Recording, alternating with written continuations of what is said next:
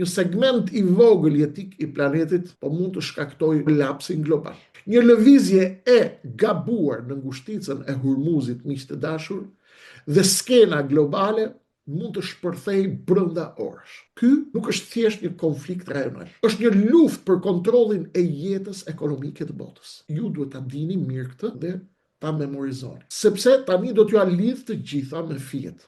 Nga Lloyd's of London tek Wall Street në Amerikë, nga Irani tek Amerika dhe aleatët, dhe nga tensionet në ngushticën e Hormuzit tek fuqia e heshtur e Kinës dhe e Rusisë. Sepse kjo është historia që nuk kanë për t'ju treguar kurrë. Dhe sot do ta shihni me sytë tuaj. Po ndodh një luftë që nuk e shihni në televizor. Dhe atë luftë unë do t'ju shpjegoj tani, me shumë pak fjalë, me shumë kujdes.